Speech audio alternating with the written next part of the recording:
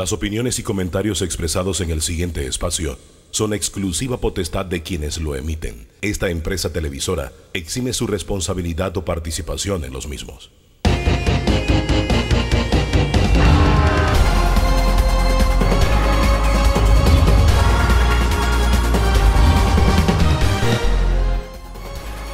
¿Qué tal? ¿Qué tal? Muy, pero muy buen día. Bienvenido, bienvenida a este encuentro que tenemos domingo a domingo con el análisis, la opinión, el encuentro de diferentes corrientes, puntos de vista para que usted tenga un criterio bien, pero bien informado y también tomando diferentes elementos de la realidad. Esta es la agenda que le ofrecemos el día de hoy. ¿Tenemos un país seguro? Conversamos con el ministro de Seguridad, Juan Pino, en segundos nada más. Después ponemos la estrategia de seguridad bajo la lupa. Dos expertos analizan la conversación con el ministro Pino. Se trata del general retirado Rubén Darío Paredes y el exdirector de la Policía Nacional, Ebrahim Asbat. Vamos a hablar de economía, contención de gastos, la crónica de un ajuste anunciado. Tendremos dos puntos de vista. Carlos González del MEF, Felipe Argote, economista. Tendremos una mirada al país desde la óptica de Francisco Sánchez Cárdenas. Oiga, se dieron noticias en el PRD, su mirada a lo que está ocurriendo allí. Y cerramos dándole un vistazo, un balance respecto a la batalla que tenemos contra la COVID, la vacunación. Pero hablaremos con la doctora Marta Illueca, que está en los Estados Unidos. Es decir, ella nos dirá cómo ve lo que pasa en Panamá, pero también lo que está pasando en el mundo. Agenda interesante para hoy, don Danilo. Así es, tenemos temas que no pierden vigencia. Pase lo que pase, seguridad ciudadana es un tema que es siempre de actualidad. Y ese es el tema para comenzar, señor ministro. Buen día, bienvenido a Debate Abierto. Muy buenos días, don Hugo Famanía, don Danilo Toro. Buenos Gracias días, por la señor. invitación. Colón acaparando titulares y no para bien.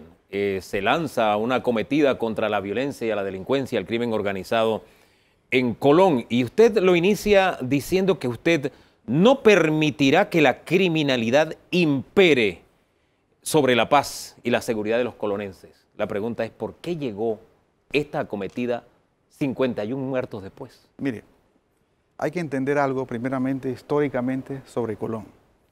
Desde el año 2000, la tasa de criminalidad de la provincia de Colón ha estado por encima a nivel nacional de cualquier provincia. Y si vemos en el año 2009, donde Colón terminó con 132 homicidios, casi 52 por cada 100.000 habitantes, y por eso en ese momento Colón fue tipificada como una de las ciudades muy peligrosas por la cantidad de homicidios que ocurrieron en ese momento, y Colón no ha dejado de ser siempre la primera provincia en marcar en tasas de homicidio. Todo ha sido a raíz de la droga. La droga que ha logrado a través, que como siempre digo, es la gasolina de estas organizaciones criminales, porque estos narcotraficantes tienen la ruta marítima, tienen los puertos, quieren territorialidad y quieren poder. Señor ministro, hasta ahí bien, pero la pregunta vuelvo a formulársela, porque lo que usted ha dicho nos da la razón. Colón vive una situación difícil y este año se dispararon las cifras, más de 50 muertos, es decir, vamos en camino de romper ese récord del año 2009 que usted cita. ¿Por qué estos operativos llegan 50 muertos después? Es la pregunta. Ok. ¿Por qué no antes? Mire, pero tengo que explicarle. Sí, adelante. El año pasado, plena pandemia, Alto de los Lagos, nosotros tuvimos que ingresar y trabajar con la Junta Técnica y la Gobernación, porque Alto de los Lagos iba encaminado a esa ruta, y meter el plan de integridad ciudadana con lo que es la parte de bioseguridad. Hay una combinación. Este año, al principio de este año yo tuve una reunión en la gobernación con el Consejo Municipal, donde los invité a todos ellos a participar de este plan Integridad Ciudadana, porque yo tengo que trabajar con ellos. Si yo voy unilateralmente a hacer labores de prevención, le aseguro que voy a hacer lo mismo que han hecho anteriormente en estos 4 planes fallidos que han habido a través del tiempo en Colón, donde no se le ha dado seguimiento, porque hay que trabajar con el colonense del día a día, que sabe realmente el problema. Lógicamente, ¿a qué se debe la tasa de homicidio? A la apertura. A la apertura que ha habido económica, a la apertura de movilidad, y eso ha hecho la movilidad que estas bandas territoriales, porque el 70% de los homicidios son personas ligadas a bandas criminales de Colón organizadas. Ahora, que tienen disputas territoriales. Usted me dice que esta situación que está viviendo Colón obedece a la apertura, pero si la memoria no me es infiel, la delincuencia y la violencia en Colón jamás estuvo en cuarentena. Es decir, el año pasado tuvimos cifras significativas de la misma violencia en Colón y no había tal apertura. Sí, no había tal apertura, pero acuérdese que los envíos de droga han aumentado este año. Solamente se lo digo así. A la fecha de hoy, 2020, se habían capturado 3.5 toneladas. A la fecha de hoy, llevamos alrededor de 15 toneladas, superior a la del año pasado. ¿Qué hemos hecho? Un bloqueo. Medidas de una vez drásticas, un bloqueo marítimo. Y usted lo ve en la confiscación de antenoche y la confiscación que hubo anoche en el área de Isla Grande de otro blanco de alto perfil tratando de llevar droga a las costas colonenses. Más esa acción que tenemos con la Policía Nacional, Senafrón y Senan, que se han sumado a este esfuerzo y el trabajo mancomunado con el Ministerio Público, porque el Ministerio Público realmente estamos haciendo un trabajo de la mano para llegar a estas redes criminales siguiendo el debido proceso que nos da nuestro sistema penal acusatorio, que nos es igual al sistema inquisitivo. Desde que empezó la segunda fase de la Operación Caribe 2, ya han transcurrido 9 días, el índice criminal ha disminuido, no ha habido decesos por homicidio, y es por la alta presencia de lo que es el Ministerio de Seguridad con su fuerza pública. Pero eso no es todo. Nosotros hemos sumado el Plan Integral de Seguridad Ciudadana. Vamos a hacer un mundial del barrio en Colón titulado Las Estrellas de Colón en menos de un mes, que ya el señor presidente nos aprobó, con los líderes de las áreas de todos los distritos. Yo quiero que conversemos sobre ese mundial. Me llama la atención, la prevención es importante y todas estas actividades que se desarrollan como parte de una estrategia. La pregunta es, ¿de verdad hay una estrategia o estos son planes para calmar a Colón por un par de días? Las dos cosas a la vez. Aquí son dos cosas a la vez. Hay que parar la ola criminal, pero también hay que rescatar a los jóvenes colonenses. Son dos cosas a la vez que estamos haciendo. Para eso también existe el Plan Colmena, que está liderizando el Ministerio de Desarrollo Social. Nosotros ayudamos al Ministerio de Desarrollo Social, son dos cosas a la vez. Hay que hacer las dos cosas a la vez. Y no estamos en situación normal, pero, oiga, la voluntad existe y ya las voces de lo que queremos hacer en Colón están siendo escuchadas por los colonenses. Ese detalle es importante, las voces, porque aquí donde está usted, hace una semana estuvo un excomisionado que bajó los índices de criminalidad en Colón, el comisionado Nelson, y estuvo también el señor Diógenes Galván, y decían, al colonense no se le está escuchando, nos están trayendo recetas de fuera. Sí. Bueno, yo lo que he hecho desde primera instancia es reunirme y trabajar con la Junta Técnica de Colón y con la Gobernación de Colón. Todo lo que hacemos es consensuado con ellos, porque ellos saben claramente la situación que está pasando y tenemos principalmente entrar a la conciencia del colonense, porque todos estos actos lo que dan es una mala imagen a la provincia.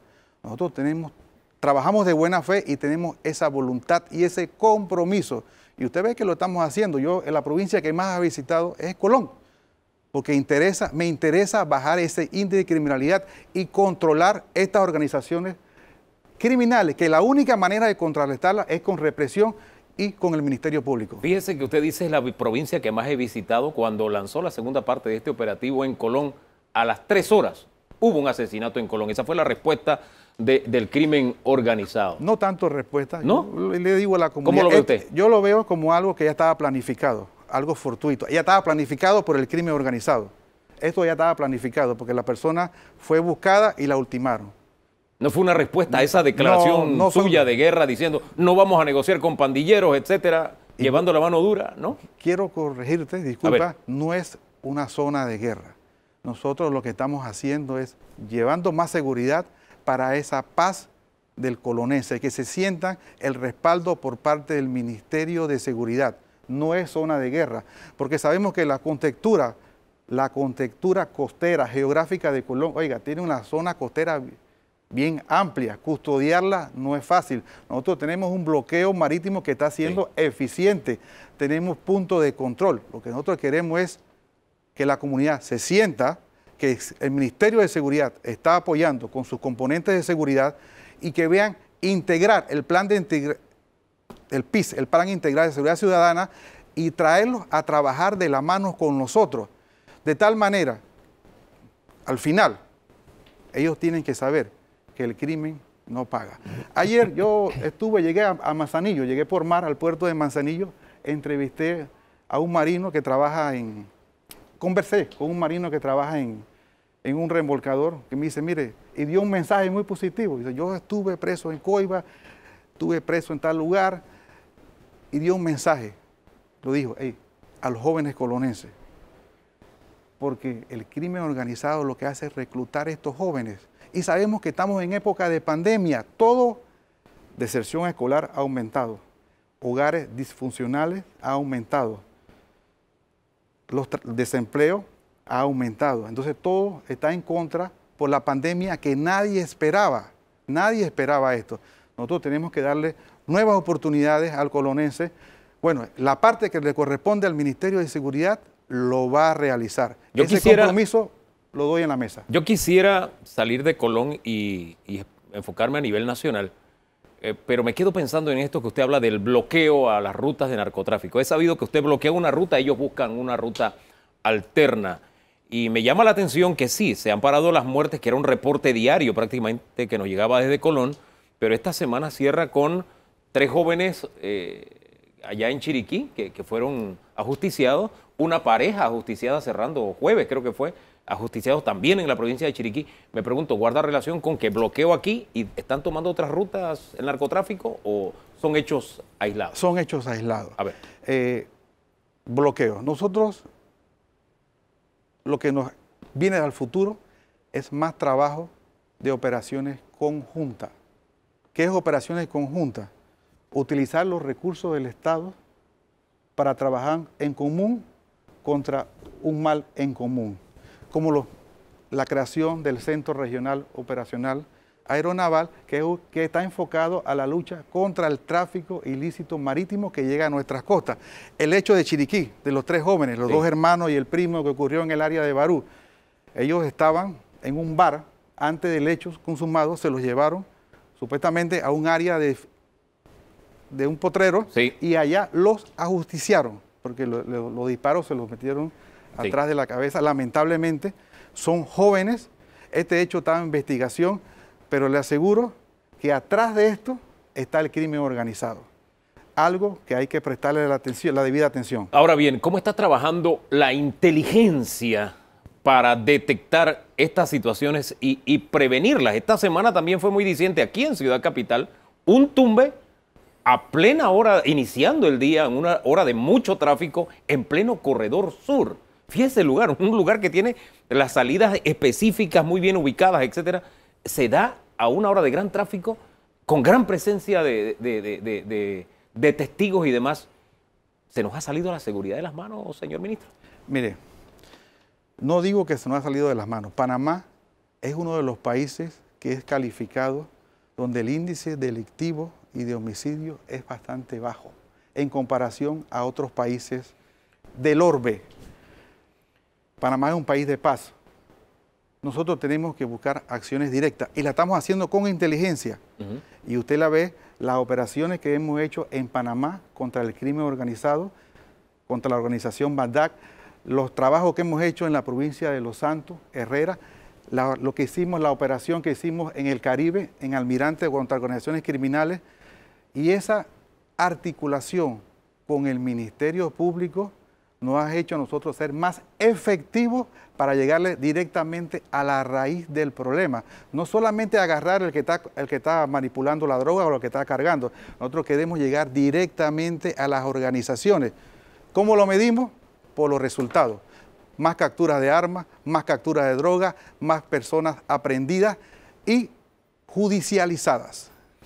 Señor ministro, mientras usted nos dice esto, me quedo pensando en que esta semana, sí es cierto, vimos embarcaciones cargadas de drogas que fueron atrapadas en los mares allá en el Caribe. Sorprendente, de verdad que es impactante ver todo lo que están haciendo, pero la cantidad de aprehendidos es muy baja.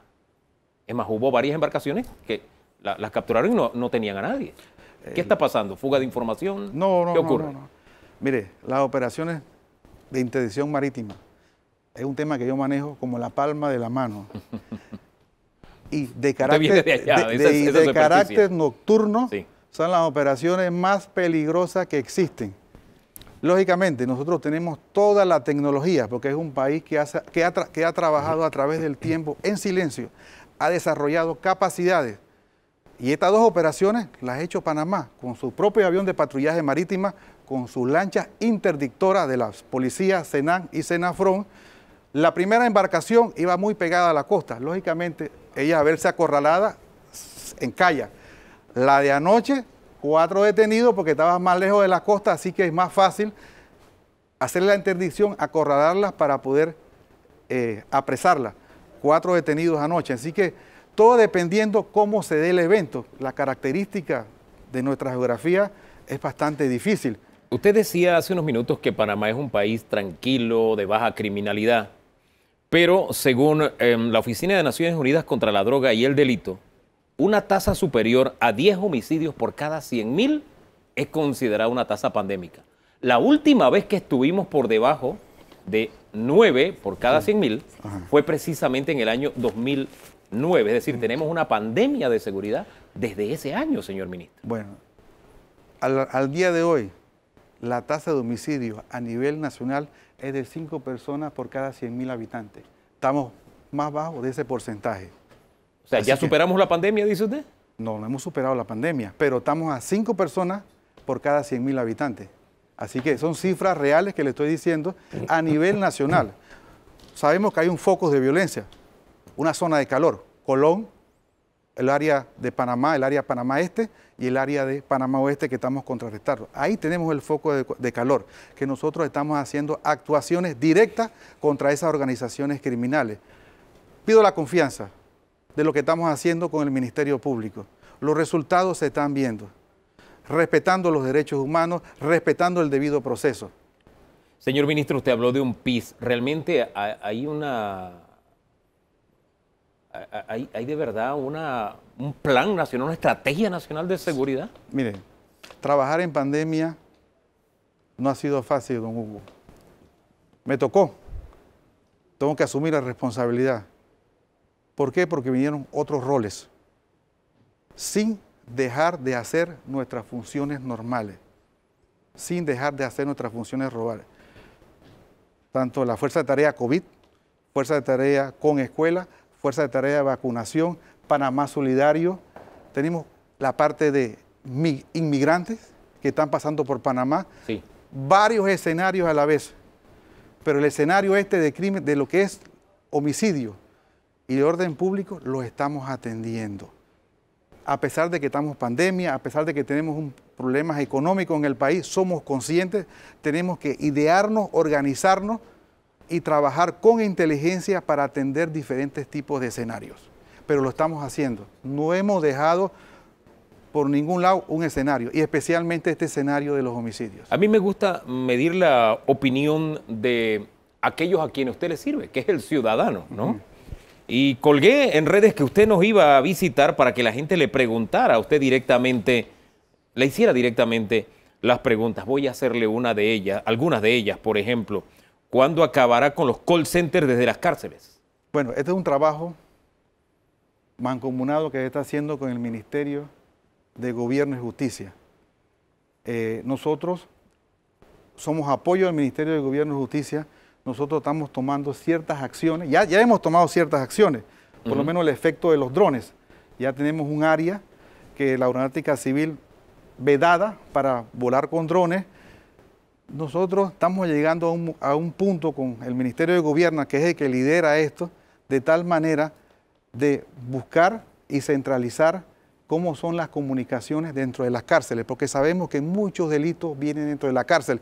Y es un hecho conocido, público. Y eso es un área, esto es algo histórico que ha venido de hace mucho tiempo, pero nosotros ya estamos buscando la solución a este problema. ¿Y cuándo tendrán la solución? Pronto con el Ministerio de Gobierno. Pronto, a través del Ministerio de Gobierno, donde el Ministerio de Seguridad es apoyo a ellos. ¿Por qué cuando el pueblo protesta, la policía lo reprime? Pregunta. Policía reprime. Sí. Mire, personalmente, estos casos, el orden público ha aumentado, especialmente en abril del año pasado y en enero de este año.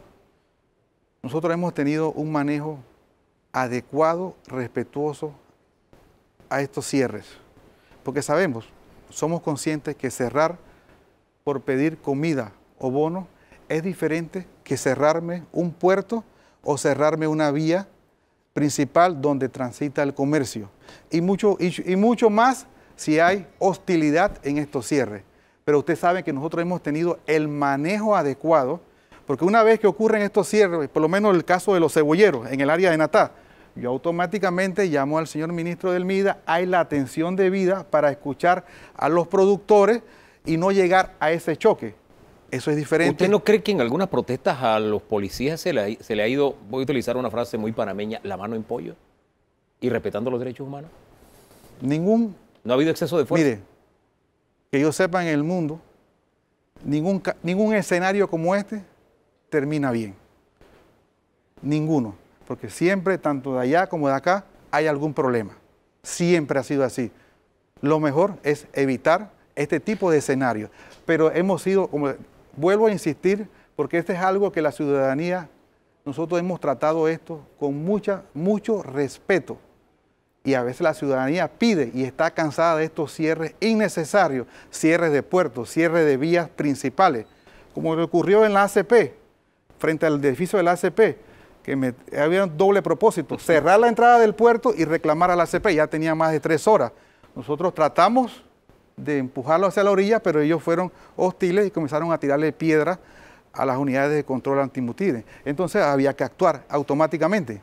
Hay un video que se hizo viral, se lo comparto cerrando esta semana, se hizo viral. Voy a decirlo como lo describe este televidente o cibernauta. Dice, hay un video, claro, de unidades poniendo droga en un vehículo. ¿Qué tiene que decir sobre eso? Sigue explicando más, pero mientras usted habla, ahí está el video al aire, señor ministro. Sí, mire, el video, yo investigué sobre el video. Lo que tengo, la persona, el que iba conduciendo el carro, se dio a la huida y tiró el paquete. Un paquete de 1 kilo de posible sustancia ilícita que no cabe en ningún bolsillo de ningún uniforme. El policía lo recogió y lo tiró a la escena. ¿No es que se lo estaba llevando? ¿No es que era...? No, señor. No, señor. ¿Ya se investigó el caso? Está en investigación. Esa es más o menos una dimensión de lo que pasó en su momento. Y usted vio la parte positiva, el accionar de la policía. Anda aquí, corre, que se fue para allá, le dijo a la otra moto. Así que usted ve la parte, cómo está comprometido la unidad de los linces. Y en Twitter, las que les pasé es de Instagram. Acá en Twitter nos mandan la unidad también que se hizo viral esta semana de el pick-up allá en Los Santos, que se le llevaron las llantas, los rines y todo. Y preguntan, la Unión de Azueros, la Unión de Santeña Independiente dice... ¿Qué va a hacer con la ola de robos y el incremento de violencia en Azuero? El crimen organizado se apodera de la región. ¿Qué le responde Azuero? Mire, Azuero creo que es la provincia que tiene el menor índice tanto de robo como de criminalidad de todas las provincias.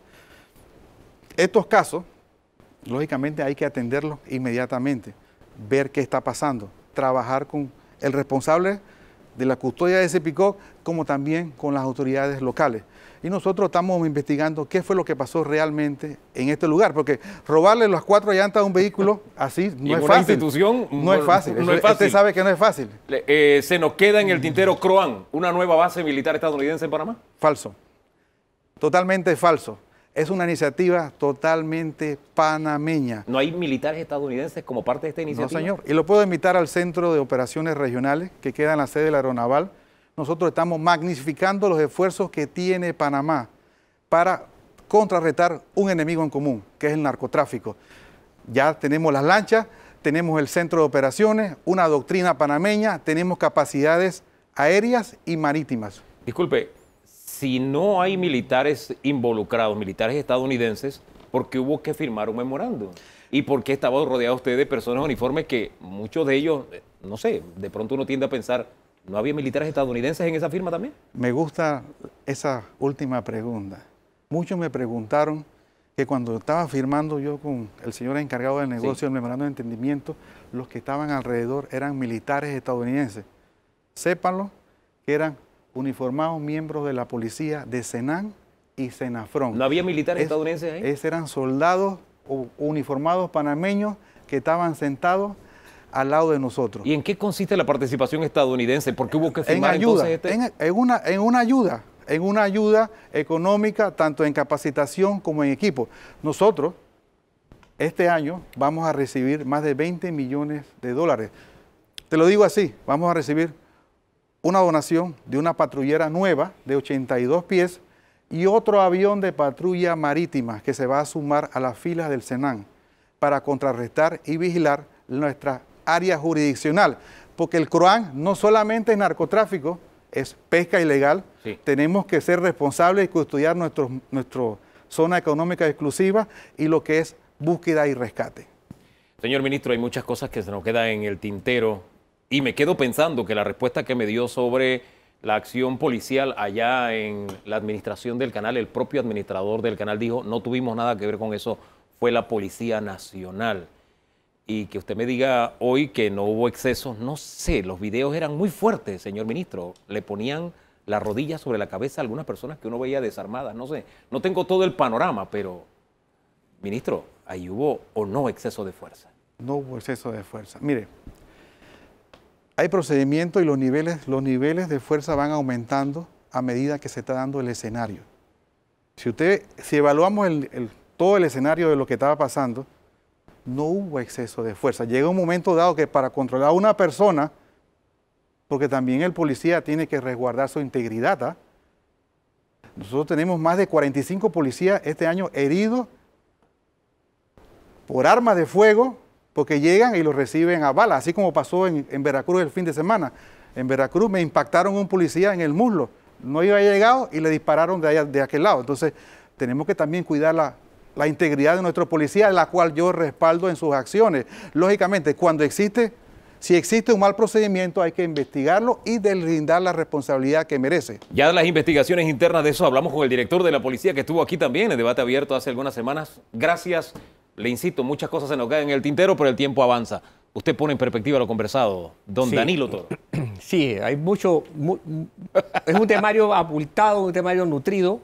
Y lógicamente se quedan cosas pendientes, ¿no? Como por ejemplo, estamos en una franca política de contención del gasto público.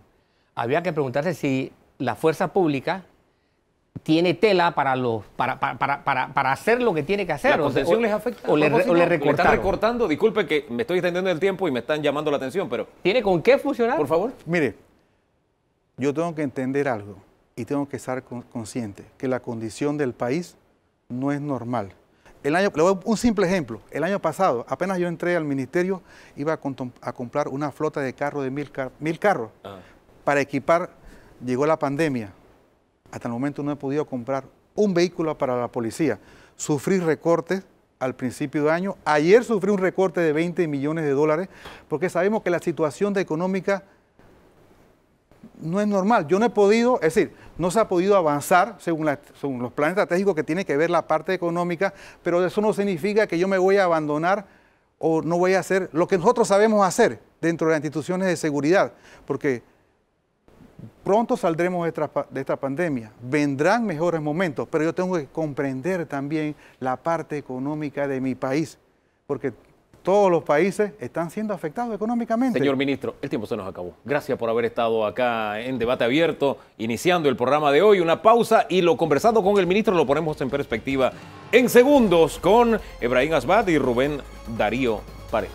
Siga con nosotros.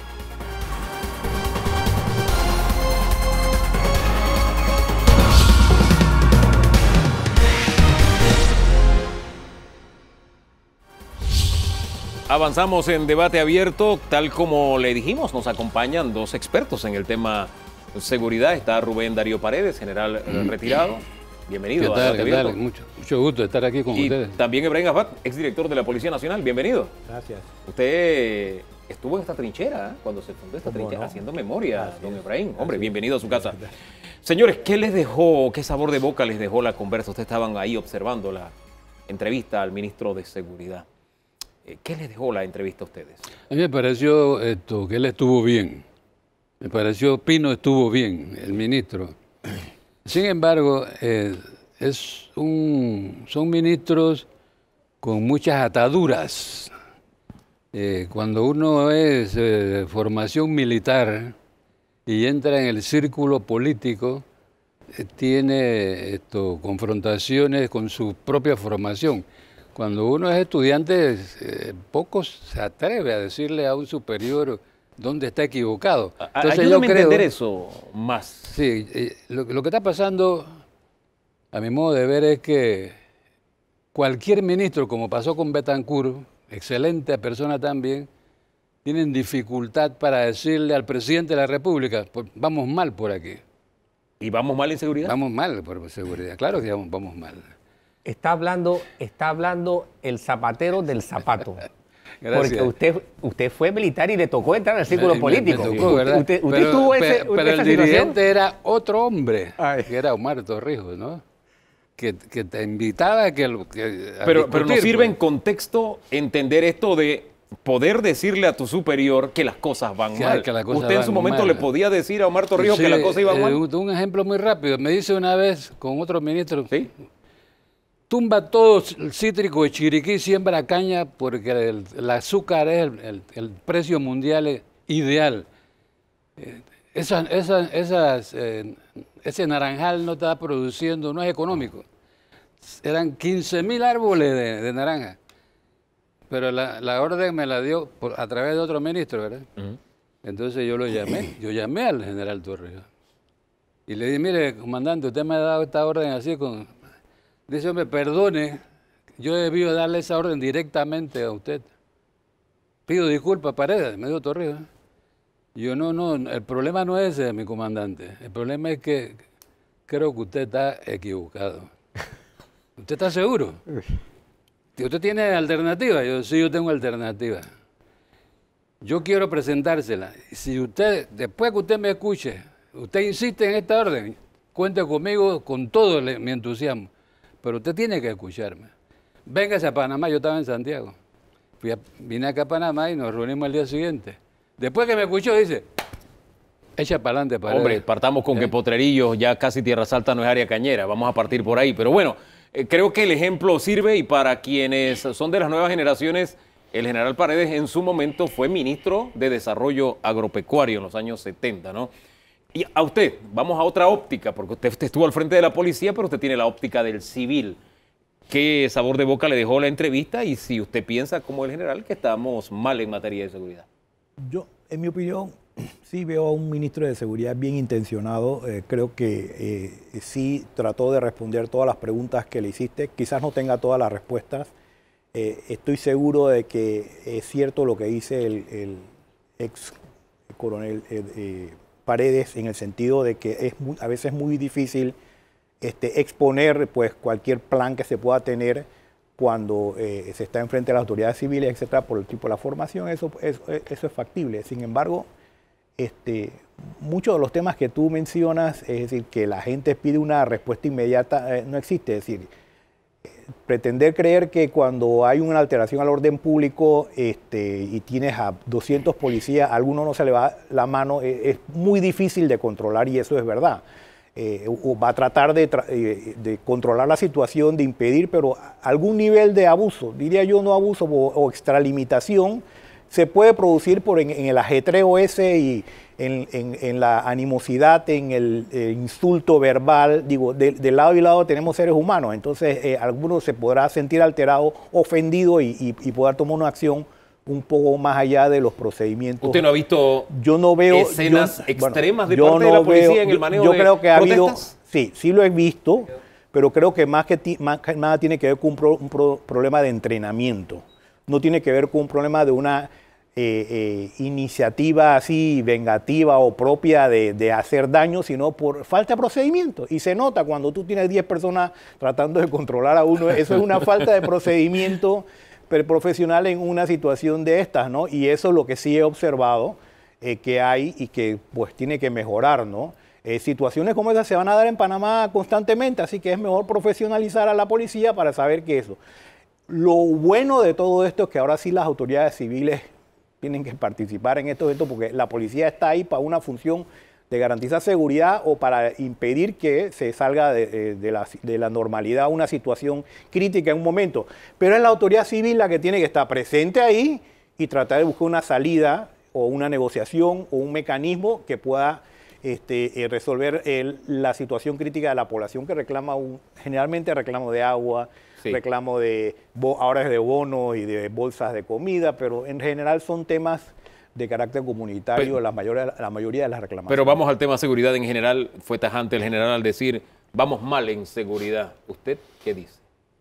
Bueno, mira, yo creo que la seguridad la tenemos que diferenciar y tenemos que hacer como segregar un poco el tema de la seguridad pública a nivel de lo que es la realidad social panameña y la seguridad que tiene que ver con temas que a veces nos viene de afuera, ¿no? Es decir, Panamá tiene una posición estratégica muy importante y a veces somos los propios panameños los que no lo reconocemos. Si cualquier cosa pasa en Panamá que afecte el paso de buques por el canal de Panamá, es decir, nosotros paralizamos el comercio internacional en cualquier momento.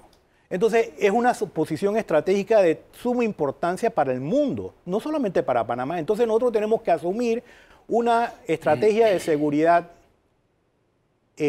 consona con esa realidad de país con posición estratégica importante. Y le estamos teniendo. Mira lo que pasó en el canal de Suez, por ejemplo. Sí. Un barco, es decir, produjo todo un inmenso, es decir, pararon fábricas. Desbarajuste enorme. De enorme, ¿por qué? Porque hoy en día la globalización y la integración de las economías es una integración de la industria, de los servicios y los atrasos en la llegada de los componentes para poder manufacturar un producto se produjo por un evento en el canal de Suez. Entonces, aquí puede pasar algo similar, ¿no? Entonces tenemos que preparar nuestra seguridad para poder asumirla nosotros. Nosotros no podemos delegarle esa responsabilidad a los Estados Unidos porque es una delegación de nuestra propia independencia y de nuestra propia soberanía. Entonces muchas de las cosas que está ocurriendo ahora en ese tema de la seguridad estratégica de Panamá y el canal, se la estamos delegando a los Estados Unidos y empezamos de poquito a poquito y hoy en día no sé si somos un protectorado o qué, pero mucha de esta realidad es de que ya hoy en día le hemos delegado y a veces siento, y lo digo con toda la franqueza, que hay muchos panameños y muchos líderes políticos que se sienten como que dicen, bueno, no importa, si lo hacen los americanos, pues lo que lo hagan, ¿no?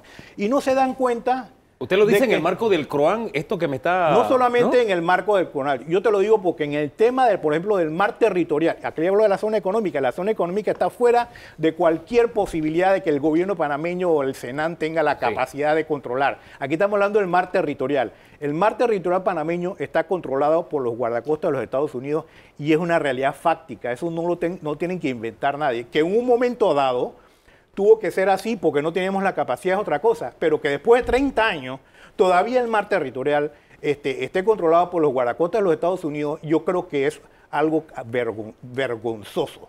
Tenemos que asumir esa responsabilidad. Y te voy a decir otra cosa. Aquí hubo un intento del control de nuestro mar territorial a través de radares. Hicimos un escándalo con los radares. Señores, los radares eran importantes porque por primera vez Panamá iba a tomar control estratégico de nuestro mar territorial y de lo que busca para que pasaban por mar. Pero bueno, lo destruimos porque que la droga llega por lancha y no llega por buque. Señores, la droga llega por diferentes caminos. Y los buques se paran en el mar territorial y traspasan de un barco a otro. Y eso es lo único que lo vas a tener con ese tipo de radares. Hoy, ¿qué ha pasado con esos radares? Yo no sé si están, no existen. Entonces, no tenemos como esa capacidad racional, estratégica, de tomar control de nuestra seguridad en virtud de la posición geográfica que tenemos. Y ese es el único elemento que nos va a dar a nosotros un nivel de independencia y de posibilidad de pararnos ante el mundo y exigir que nos respeten. Don Danilo Toro. Doctor Asbad, usted se metió se metió por el camino más espinoso. Entonces la pregunta concreta es, después de escuchar 2 o 3 veces que el ministro habló de eficiencia, ¿el Estado le dedica a la seguridad los fondos que ella necesita o el Estado tiene una visión equivocada de lo que cuesta tener un país seguro? Yo creo que son 2 componentes a la vez. Yo creo que es una falta de un poco de desidia en este tema. Segundo, yo realmente pienso que la policía sí tiene hoy en día la capacidad de garantizar la seguridad ciudadana, la seguridad panameña, yo diría, ¿no?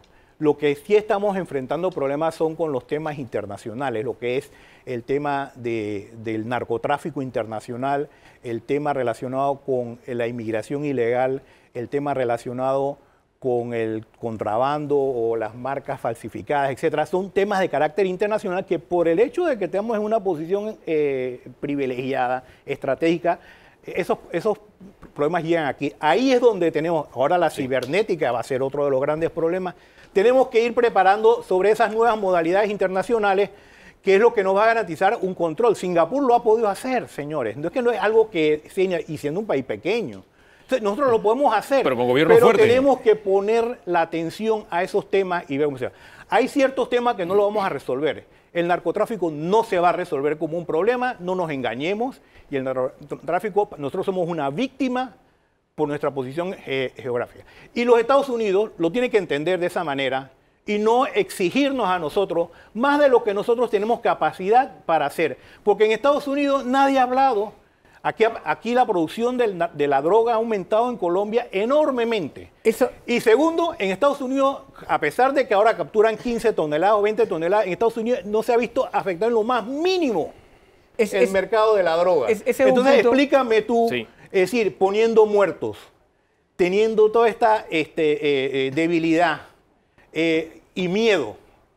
De miedo en nuestras relaciones con los Estados Unidos en temas de seguridad y narcotráfico. Miedo. Porque aquí está la DEA con un componente altísimo. Aquí está el CROAN recogiendo inteligencia de narcotráfico. Aquí están los americanos en el Darién.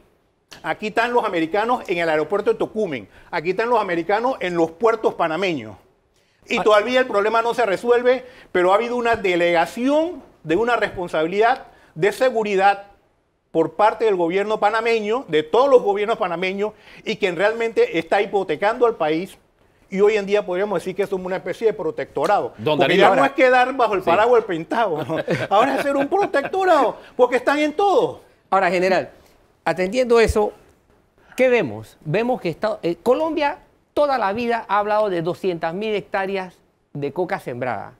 Pero cuando vemos las cifras que nos trajo el ministro, lo que nosotros lo que Panamá capturaba de droga hace una década, en todo un año, es lo que ahora se captura en un trimestre. Es decir, hay mucha más producción de droga, lo que indica que la insistencia del narcotráfico se ha cuadruplicado. Entonces, ¿qué es? Perdimos, como digo, en las Naciones Unidas, llegamos al punto de que la política de droga fracasó en el mundo y estamos pagando un precio innecesariamente alto o estamos todavía con esperanza. Yo quisiera sugerir que achicáramos el tema global, lo trajésemos aquí al terreno nuestro. Me sumo a la iniciativa. Pero ¿cómo, ¿cómo pega el narcotráfico voy hacia administrarlo? Voy hacia allá. Por ejemplo, el presupuesto más alto en Centroamérica y el Caribe en seguridad es el Panamá, es el panameño. 1.250 millones de dólares al año, que es la realidad. En el blanco y negro aparece que 900, pero con los créditos extraordinarios que nunca se rechazan, estamos en 1.250 millones de dólares al año. 4 millones de habitantes, 4.2. Guatemala, 11 millones de habitantes y el presupuesto es 900 millones de dólares. Nicaragua, 5 millones y medio de habitantes, el presupuesto es 700 millones en seguridad. Y los índices de seguridad en estos países que acabo de mencionar son mejores que los nuestros hoy, de estos países. Entonces, el aspecto de recursos económicos no es argumento para decir que las cosas no están mejor, sino que falta administración, falta creatividad, imaginación. La estrategia de seguridad ciudadana que concibió el gobierno anterior, donde participó la Comunidad Europea, participó el BID, participó Estados Unidos también, y nosotros, y tuvimos 4 años elaborándola. Yo estuve allí en un periodo, yo no sé si a Asbad lo llamaron. Terminamos con este muchacho que era ministro anterior, Betancourt. Él logró concluir la estrategia. Se la presenta al presidente de la República, Varela. Varela la lleva al gabinete, el gabinete la aprueba. Cuando llega el gobierno de hoy, la estrategia esa está archivada, pues. Esa estrategia no se ha aplicado después de haber gastado ahí. Pero el mismo presidente Varela cambió al ministro Betancourt. Bueno, lo cambió por el asunto de que tenía que satisfacer otras cosas ahí políticas. Pero todo eso ¿dónde está la estrategia? Sí. La estrategia, el esfuerzo ese, que recurso, tiempo, cerebro, de millones de dólares que se gastaron ahí, ese trabajo ha desaparecido. Ahora, pero esto lo repetimos en ciclo, general. De los dirigentes. Sí. Esto lo repetimos en ciclo. Cada cambio de gobierno pasa exactamente lo mismo. Está pasando eso. ¿Cómo hacemos para que esto no ocurra? Buscar una estrategia de seguridad nacional en la que participen todos los sectores. ¿Cómo lo hacemos? Mira, no quiero dar la impresión de ser necio. El tipo sigue robando. La delincuencia es difícil de detenerla. Los pueblos actúan de acuerdo a cómo ven, imitan a los que están gobernando. Es como en el hogar, los hijos imitan al padre y a la madre. Los pueblos imitan también a los gobernantes. Usted me está diciendo cuando que la alta hay un gobernante bueno, los pueblos son buenos. Cuando los gobernantes son incompetentes, los pueblos también andan en esa. Cuando un pueblo, un padre de familia tiene por delante de sus hijos desayunando apenas un poco de arroz dormido y si acaso un huevo, y entonces está viendo en televisión al mismo tiempo, porque todo el mundo tiene televisión, que un ministro tal hizo una trampa y sopló el precio de los respiradores con la pandemia. Entonces este hombre que está hasta tosiendo, está mal de los pulmones, se queda viendo y viendo a sus hijos todos escuálidos, flacos, y dice, no hombre, y de repente llega un pelado de esto, el más grande, y le trae una plata. Él no va a preguntarle dónde sacó esa plata, sino que dice, vamos a robar también, pues, ¿no? Entonces el pueblo también está jugando vivo de acuerdo a lo que está viendo. El presidente de la República, no digo sino los presidentes que van desfilando. ¿Y por qué se está dando este desajuste que termina también permeando el sistema de seguridad, permeando otros sistemas nacionales importantes? Porque no tenemos una constitución que ponga orden en el país. ¿Sabe qué? Me ha llegado un punto, y también por temas de tiempo, me lleva al escenario político. Esta semana se da el memorial ya a un grupo, a Panamá Decide, para que también comience a recoger firmas para una constituyente. ¿Esa es la salida para el país? ¿Cómo lo ve don Ebrahim Abad? Yo realmente bastante, pesimista de cualquier tipo de iniciativa. Me parece que sería bueno si fuera una constituyente originaria, porque al final y al cabo algunas medidas excepcionales de limpieza de las estructuras de gobierno van a ser requeridas. Y si utilizamos el criterio de la constituyente paralela, me explico, yo creo que es un mecanismo que existe para que ya está blindado para no tocar lo que hay que cambiar. Entonces surgirá una reforma cosmética. Es decir, tenemos que buscar y quizás construir sobre la base de una nueva institucionalidad e irnos a una constituyente originaria y que el país entero sepa que lo que se va a cambiar por necesidad y a través de una vía democrática, pero sí realmente creo que hay una necesidad de una limpieza estructural tanto en el órgano ejecutivo como el órgano judicial, como en el órgano legislativo. ¿Y se va a lograr a través de una paralela? Si es con una constituyente originaria, sí se puede lograr. Si es con una paralela, yo tengo mis severas dudas. El camino es la paralela. Por lo pronto, recogiendo las firmas, ¿llegaremos a buen puerto con Sí, esta mira, iniciativa? yo difiero un poco aquí del amigo Asbat. Creo que hay una inexactitud. La paralela precisamente te permite hacer los cambios fundamentales. Y es la que aparece en la Constitución. Ese es uno de los caminos que la Constitución te dice, ese es el 314. Te dice, y el 313, que creo que es el que se refiere a Ebrahim, es donde te llevan amarrado con un bozalón y no se logra nada, sino nada más que los que están en el poder siguen con los mismos beneficios y prebendas. Entonces, pero la paralela es un ejercicio en donde los 60 ciudadanos o ciudadanas que van a representar al país son escogidos por votación popular, incluyendo en las comarcas. Son 60, dice la Constitución. Allí, cuando esa gente es juramentada y se sienta a hacer el nuevo proyecto, la Asamblea actual no puede intervenir allí.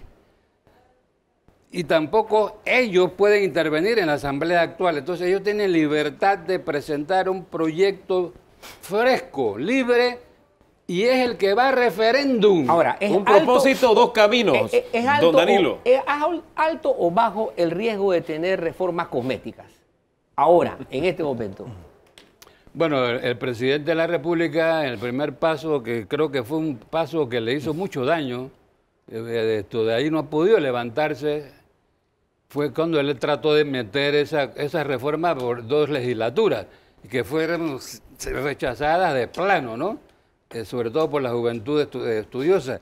Entonces, hoy en día contemplan meterlo por el mismo camino del 313, pero con 2 asambleas. Ese es el planteamiento que subyace por ahí. Pero ojalá que rectifiquen y vamos directo a la paralela. Yo he meditado mucho sobre ese tema y realmente creo que terminaremos unas reformas cosméticas porque ya la iniciativa que se dio terminó en eso, ¿no? Cuando ingresó la propia Asamblea a hacer sus evaluaciones y a su consulta y terminó básicamente en algo que nadie sentía que existía suficiente calor o entusiasmo por ella. Aquí hay 2 vías. La originaria es una. La otra es que alguien venga y arrase con el voto popular y tome control de la Asamblea en unas 2/3 partes y tome el control popular con un alto nivel de aceptación de un 70%, tome algunas medidas excepcionales, siempre dentro de ese marco democrático, acepte la lluvia de críticas internacionales, pero enderece la situación. Oye, a propósito de enderezar, esta semana el gobierno tomó la decisión de apostar por la contención de gastos, 125 millones de dólares, cuando ya el ministro dijo estamos con los números en rojo. Quiero un pequeño punto de vista de los dos, meditación, porque es el tema del siguiente bloque. Una reflexión muy importante con ese punto. A ver. Fíjese, el pueblo panameño, sobre todo todos aquellos panameños que están en la línea de pobreza hacia abajo, una contradicción interesante. Durante estos 14 meses de pandemia, han comido mejor que antes de la pandemia. Porque el Estado, el gobierno, que lo hizo bien, se preocupó que todo el mundo estuviese tranquilo, por lo menos con sus alimentos al día. Entonces ahí surgen bonos solidarios, las bolsas, todos los programas de subsidio que conocemos. Era necesario. Pero ahora que se están acabando, o sea, han terminado los recursos para mantener ese ritmo de gasto, esta gente que viene comiendo bien hace ya un año y antes no, cuando el gobierno diga ahora, bueno, ya no hay para esto, entonces vienen problemas sociales. Y nosotros sí, y ustedes siguen comiendo allá arriba con sus salarios completos, y ustedes no tienen ni un gesto de desprendimiento, es decir, vamos a rebajarnos el salario del presidente para abajo de estos ministros y toda esta burocracia elevada, o sea, hacer un ajuste verdadero. Su reflexión sobre este tema, brevemente, por favor, para cerrar el bloque. La contención realmente es ridícula.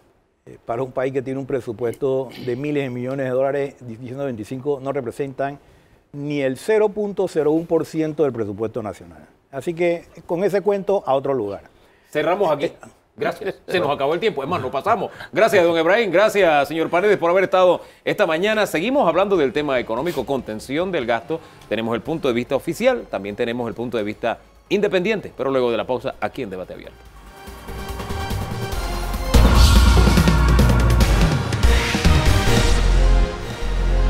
Moderado y que son ortodoxos. Damos el giro, hablemos del tema económico. Anuncios se dieron esta semana por parte del Consejo de Gabinete. Contención de gastos fue el anuncio, el ahorro de 125 millones de dólares, luego de que el ministro de Economía y Finanzas nos había dicho que los números están en rojo. ¿Es suficiente? ¿Hay que hacer más? ¿Llega tarde? ¿Llega a tiempo? No sé.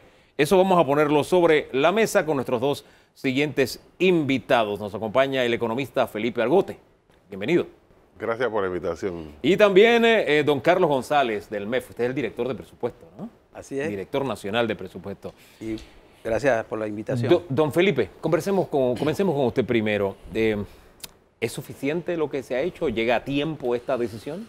O sea, como siempre, el problema no se trata de decisiones aisladas, se trata de líneas gruesas. O sea, si nosotros no tenemos una estrategia país de conjunto, cualquier medida resulta improvisada. O sea, puede ser buena algunas, regulares y las malas acaban con las buenas. Lo que se necesita es una estrategia país. Sobre esa base debemos adecuar el presupuesto a esa estrategia y no a la inversa. ¿No tenemos estrategia país, dice usted? No existe estrategia porque realmente actualmente el modelo que se utiliza, que es el modelo neoliberal, considera que el Estado no debe tener estrategia, no debe planificar. Por eso este es el equipo que cerró el Ministerio de Planificación y Política Económica que existía y se cerró.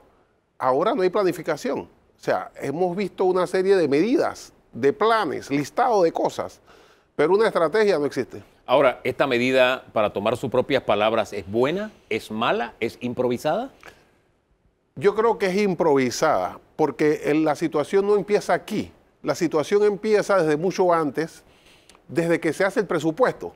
Y yo se lo planteé en un escrito que hice en agosto cuando se estaba discutiendo el presupuesto. O sea, el presupuesto del 2021 es 3.2% mayor que el presupuesto del 2020. Pero el presupuesto del 2020 se elaboró pensando un crecimiento del 4%.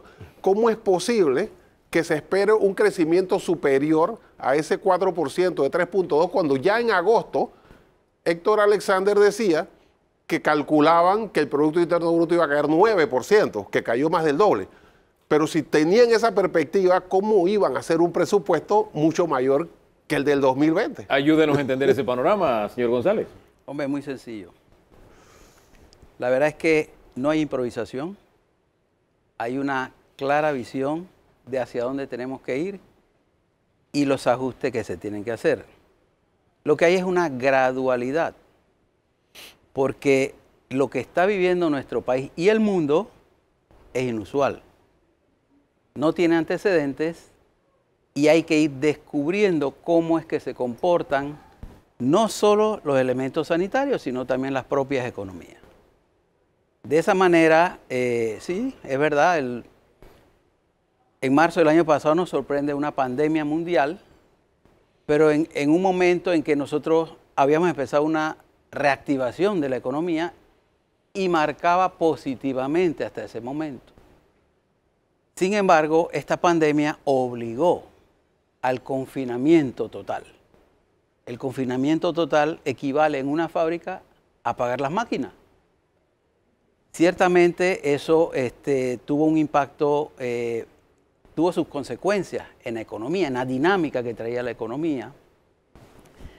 Y los motores que quedaron prendidos eran únicamente los sectores del agro, los sectores de salud, los sectores de comercio al por menor y el Estado. Ahora, teniendo ese panorama, que es prácticamente lo mismo que ha dicho el señor Argote, ¿cómo se explica que el presupuesto de este año haya sido planificado más alto, arriba del 3%, y que ahora se nos diga, no, lo que pasa es que estamos en rojo y tenemos que contener el gasto, si tenemos precisamente ese panorama que usted acaba de pintar, que coincida con el que dice el señor Argote. Efectivamente, el presupuesto está en función del financiamiento que se consiga con ingresos propios o con recursos del crédito. Ya se conocía que el efecto del año 2020 y 2021 iba a ser sumamente impactante. Que los ingresos, por el lado de los ingresos de gobierno, iba a haber una caída en el año 20 del orden del 30% y en el año 2021 iba a ser menor, posiblemente con relación al año 19, que era la base de referencia, podríamos estar hablando de un 15%. Sin embargo, el financiamiento que era necesario para sostener la dinámica de la economía, había disponibilidad. Había disponibilidad y a tasas que eran sumamente favorables en términos históricos. Y actualmente tenemos la disponibilidad a las mismas tasas, 6.000 millones de dólares para que el presupuesto funcione y las finanzas públicas puedan ser saneadas. El presupuesto en su financiamiento incluyó en el año 2020 más de 6.000 millones. No, pero para este año están esperando 6.000. En el 2021 el presupuesto financia con 6.000 millones, pero incluye 1.800 millones aproximadamente de amortización. Entonces eso hay que tomarlo en cuenta para el efecto neto del endeudamiento, ¿verdad? Pero si nosotros, como un país que no tiene una política económica monetaria autónoma, no lo hace así, no tendría acceso a la liquidez que requerimos darle a la economía para que no se frene. Es el único camino que nos queda y descansar en la posibilidad de esos 6.000 millones. Y me interesa saber si después de el punto de vista de las calificadoras de riesgo, si nos va a seguir costando lo mismo, vamos a seguir comprando esa deuda con los mismos beneficios que lo hicimos hace poco más de un año. Señor Argote. Sí, mira, lo de la estrategia no es una situación de terquedad, tiene algo que ver. Si tú tienes una casa y sabes que se cayeron los ingresos, pero puedes conseguir préstamos, como efectivamente podemos nosotros, tú tienes dos decisiones, tomar esa plata y seguir viviendo tu vida como siempre, en base a préstamos, o decir, mira, vamos a hacer dos cosas, vamos a reducir cosas que podemos reducir, pero el resto vamos a meterlo en inversión, vamos a comprar tomate, lechuga y vamos a vender para poder tener ingresos. Pero el gobierno, con ese criterio de que el Estado no interviene, decidió reducir la inversión, que fue lo que cayó y sigue cayendo, y no hay que ser economista. El camino a las playas ahora llega de chorrera a chorrera. El cuarto puente había iniciado y se cerró. El Hospital del Niño, Palada. O sea, no vemos el movimiento de la inversión, no se ve, pero sí se ve que los gastos siguen. O sea, sigue existiendo recursos humanos que tienen licencia con sueldo y luego cobran de nuevo. Vemos que hay influencers, luego que hay asesores y todavía siguen nombrando. Sin embargo, la inversión no se nota, un país dinámico con una inversión que se note que vamos creciendo y que vamos a recuperar más ingresos para poder cubrir esa deuda que estamos aumentando todos los días. ¿Es la misma fotografía que usted tiene del funcionamiento económico? Definitivamente que es un enfoque que no se ajusta a la realidad que se vive. ¿Cuál es la realidad? En un periodo de confinamiento, ¿qué inversión se podía ejecutar? Ni siquiera la inversión privada pudo dinamizarse porque estábamos en confinamiento. Entonces esos recursos no iban a ser útiles si lo manteníamos con una partida para inversiones que no se podían ejecutar. Cuando había una nueva necesidad que surgió y era salvar vidas. Había que salvar vidas. Panamá apostó a salvar vidas. Ahora, ese es el año 2020. Estamos en el 2021, que es lo que está pintando el señor Argote. Sí, esos recursos se orientaron a las necesidades justamente sanitarias, a las necesidades de la solidaridad social y a los temas de seguridad. En el año 2021, efectivamente, el presupuesto se define con una estructura tratando de entender que si había una apertura, si había un control total de la pandemia, podríamos reactivar la inversión con mayor dinamismo. Lo cierto fue que en el mes de octubre, cuando se evalúan los resultados, todo indicaba de que la pandemia no iba a estar controlada como se esperaba y no iba a poder haber una apertura a los niveles que se esperaba.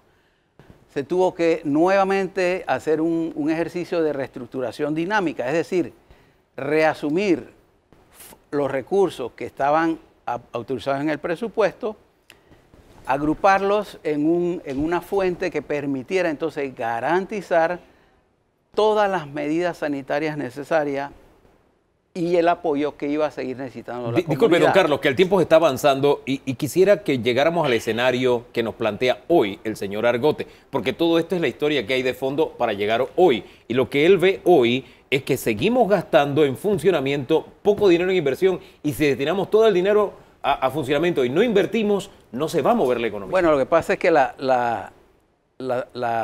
ejercicio matemático no se está haciendo completamente.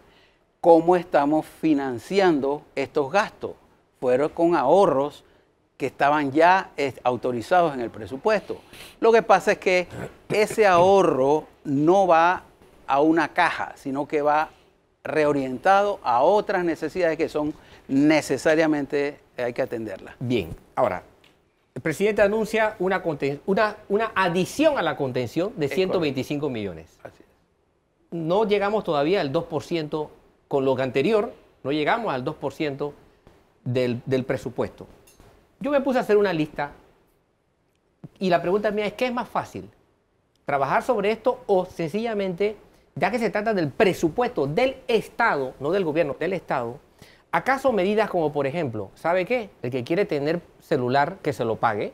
El Estado que no pague ni celulares ni cuenta de celulares. Gasto de gasolina. ¿Sabe qué? Los gastos de gasolina se van a reducir a la mitad. El que quiera moverse con el carro para que lo busquen a su casa, que use su auto. Luego, el subsidio electoral de los partidos políticos. ¿Para qué han servido los partidos políticos hasta el día de hoy? O sea, tengo dos.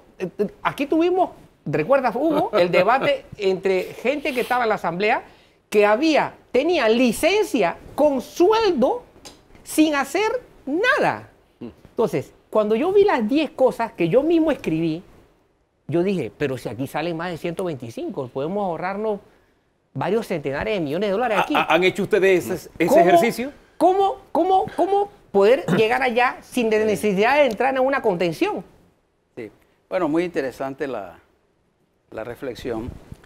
Y sí, nosotros justamente hemos evaluado estos escenarios y hay acciones que podemos tomar inmediatamente y hay otras acciones que por ley no se pueden adoptar directamente, ¿verdad? Y requieren una iniciativa que tendría que ir al legislativo previamente. Por ejemplo, mencionó el subsidio electoral, eso es un derecho por ley, entonces eso habría que llevarlo a la asamblea. No sé si la asamblea coincide con usted, pero es algo que en su momento habría que ver. Entonces, ¿qué es lo que se ha hecho? Bien, se han hecho los ajustes administrativos por el lado que el Ejecutivo puede tomar decisión inmediatamente, ¿verdad?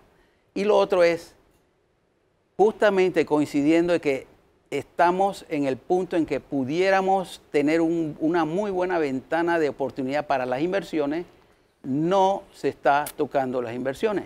En este año no se han tocado las inversiones. Mientras usted está argumentando, el señor Argote está diciendo con la cabeza que no. ¿Por qué? Es que, miren, el Producto Interno Bruto cayó en el 2020 13.800 millones de dólares. En el mejor de los años, la inversión extranjera directa fue de 5.000. Ustedes están recortando el gasto en 125 millones. Eso es un sencillo. Si nosotros no tenemos una perspectiva, solamente recordemos los autos. Recuerden que el año pasado decían alquiler de autos, 10 millones. Dicen, no se preocupen, es que eso lo vamos a pagar el otro año. Pero el otro año vino, ya estamos en el 2021 y esa plata de alquiler de autos se va a pagar este año cuando la gente, mira, Biden, con todo lo que ha hecho y subsidio y todo lo demás, está gastando 2 billones de dólares, billones en español, en infraestructura. Nosotros tenemos todo parado porque el concepto neoliberal, insisto, es que la empresa privada es lo que lo va a hacer. Entonces las alianzas público-privadas son las que van a hacer las carreteras Y nadie invierte en un país que está en caída. En octubre, el Fondo Monetario Internacional dijo que íbamos a caer 9%. En agosto, el MEF dijo que íbamos a caer 9%. Eso lo dijeron en el presupuesto. Caímos más del doble. Y nadie ha dicho por qué. Yo sé por qué.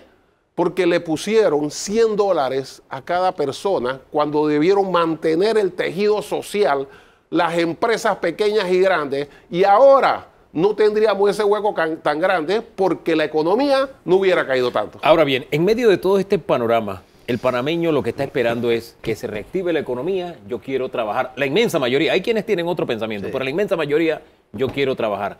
Toda esta estrategia que tiene el gobierno, que usted me dice que no es improvisada, ¿va a tener ese efecto de generación de empleo? Lo que se busca es justamente reactivar la economía. Eso no es magia. Este es un proceso gradual y todo está previsto. ¿Ese proceso gradual cuántos años lo tomaría? Indica que antes del 2022 vamos a estar todavía por debajo de la condición que teníamos en el 2019.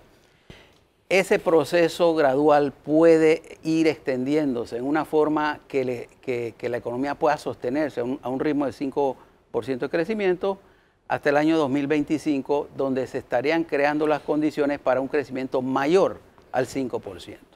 Eso implica que la estrategia de las APP tiene sentido, porque son inversiones que hace el capital privado sin que el Estado tenga que financiar esas obras. ¿Y usted confía que el capital privado va a invertir en medio de lo que estamos, de las advertencias que hace el señor interés y es absurdo porque Panamá es uno de los países que sigue teniendo un gran atractivo en los mercados y usted tocó un punto importante antes sobre las calificadoras de riesgo. Es cierto que las calificadoras de riesgo a nivel mundial han hecho ajustes a todo el mundo. Panamá todavía, con el ajuste que se hizo, mantiene su grado de inversión. De esa manera todavía tenemos acceso a capitales privilegiados. De modo que nosotros todavía tenemos un espacio para seguir financiando la inversión con tasas razonables. Pero lo más importante es que seguimos siendo un país con atractivo para el capital privado. Bien, se nos acabó el tiempo. Yo quiero una reflexión muy breve de todo este andamiaje económico del que hemos hablado y que lo enfoquemos en el panameño que está esperando que se genere empleo, que está necesitando poner el plato de comida todos los días en la casa. Todo esto que ha montado el gobierno nos va a llevar a ese escenario, señor Argote. Mira, de todo lo que se ha dicho, la última parte yo estoy de acuerdo. O sea, Panamá tiene todas las posibilidades de recuperar la economía si nos vamos en la línea correcta. De verdad, si el MEF se va al mercado y pone bonos, se lo compran a bajo interés. Pero si esa plata la usamos para mantener la burocracia, no va a servir. Pero si lo usamos para impulsar la economía, porque la economía la debe impulsar, cierto, la empresa privada y la inversión extranjera directa, pero no reduzcamos la necesidad del impulso del Estado para poder garantizar ese crecimiento que necesitamos y que es muy posible, muy posible. Enfoquemos todo esto en el panameño que está esperando una respuesta de empleo. Efectivamente, yo creo que Panamá tiene un futuro promisorio. Es tema de creatividad. Es cierto, el Estado no puede garantizarle a cada panameño que le va a resolver los problemas. Lo que el Estado sí está tratando de hacer es crear las condiciones para que puedan surgir espacios de oportunidades. Y eso solo se logra con la inversión pública y la inversión privada. En la economía panameña, el efecto privado tiene un mayor peso sobre ese resultado. Pero no, el Estado hasta el momento lo que ha mantenido es el ritmo necesario que le dé liquidez al sistema para que no se deprima más. Dejemos las cosas hasta ahí por ahora. Entramos en la salsa política, ¿le parece, don Danilo? Así es. Ahora, queda mucha tela aquí por cortar. En el tema económico, definitivamente. Muchísima tela. Yo, por ejemplo, no creo que es el momento de que el Estado reduzca su planilla en este momento en cuanto a recursos humanos. Creo que sería... Pero creo que hay mucho de dónde... hay mucha plata de dónde hacer ahorros. Sin meterse a cambiar leyes. Exacto. Totalmente. Y sin afectar la cantidad de gente que trabaja dentro del Estado. Porque es el gran empleador en este momento, significaría dejar a más gente sin empleo, Sí, ¿no? creo Pero que se no. necesita inversión y generar Así más es. riqueza. La única forma de generar riqueza es invirtiendo. Así Vamos a la pausa y les decía que entramos en la salsa política porque en el siguiente segmento hablamos con el doctor Francisco Sánchez Cárdenas. Su visión. Esta semana tembló el PRD, hubo un sismo. Bueno, ese es el precio de ser el partido más grande. Sus Vamos. sismos se sienten en todo el resto del país. Ponemos en perspectiva el tema en breve.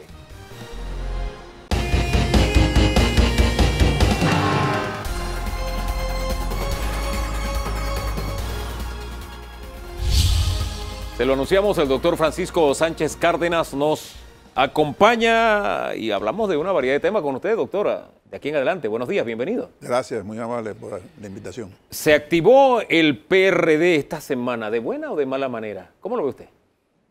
Mira, Hugo, yo creo que el partido es tan grande que cualquier resfriado produce una neumonía en el país. Y debo empezar por, como médico siempre me gusta hacer los diagnósticos y buscar las causas. Yo creo que estos polvos que estamos viendo traen los lodos que estamos también presenciando. Definitivamente que dentro del partido no se puede negar. Hay dos facciones, una compuesta por los diputados y otra compuesta por la estructura del partido. Esta facción legislativa del partido domina la facción de la estructura del partido. Y eso ha traído como consecuencia un distanciamiento entre lo que podríamos llamar la facción del secretario general del partido, que es el representante legal, y eso estalló ayer, eso estalló en el día de ayer, cosa que era totalmente previsible. Y me voy un poquito más atrás, esa era una de las razones por las cuales yo siempre me he opuesto a que los diputados tengan una beligerancia dentro de lo que es la estructura de mandos del partido, porque como lo hemos dicho anteriormente, los intereses de ellos son totalmente diferentes a los intereses del resto del partido.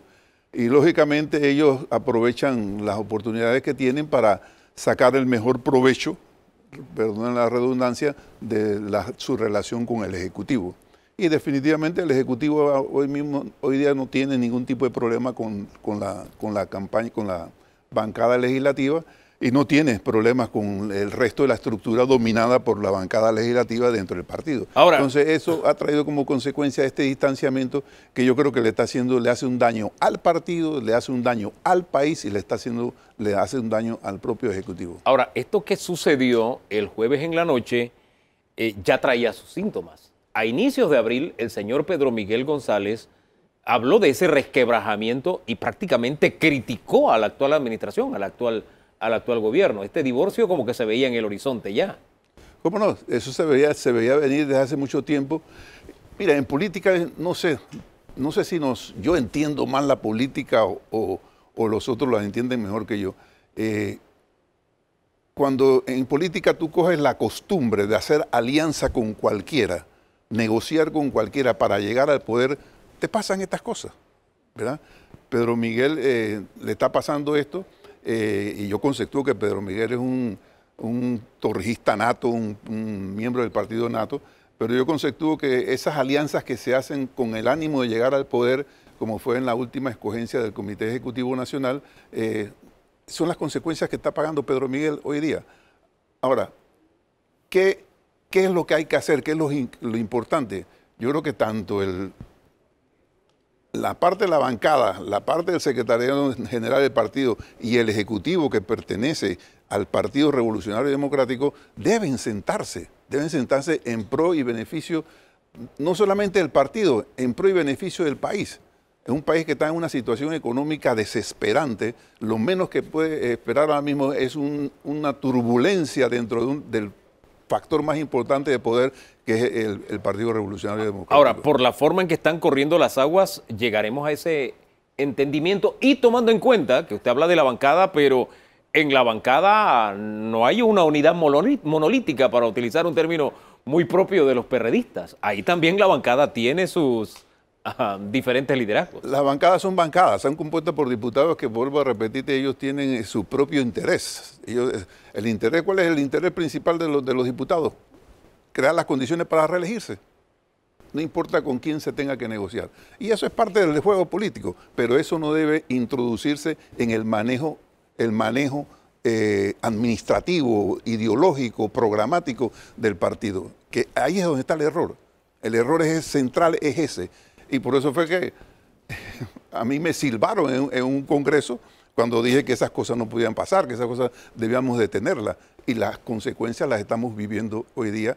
Y vuelvo a repetir, no tanto el daño que se le puede hacer al partido, sino en el momento en que está viviendo el país, que el principal partido del país no se ponga de acuerdo, eso puede tener unas consecuencias políticas muy graves. Usted disculpe, le iba a dar la palabra a don Danilo, pero es que esta última frase que usted usa me hace recordar que este gobierno ha estado en el poder sin un piso político. O sea, el PRD como partido no necesariamente ha actuado en apoyo a las políticas de gobierno. Han sido como dos realidades paralelas o dos mundos paralelos. Yo creo que es parte del error. Yo te lo dije al principio, yo creo que el Ejecutivo debió haber buscado la forma, y personalmente he tratado de que esas asperezas se limen entre lo que es, vamos a hablarlo claramente, Pedro Miguel González y el Ejecutivo. Tal como él lo dijo, creo que fue en este programa, en un programa parecido, dijo que había un distanciamiento. Sí. Y yo he tratado y voy a seguir tratando de que esas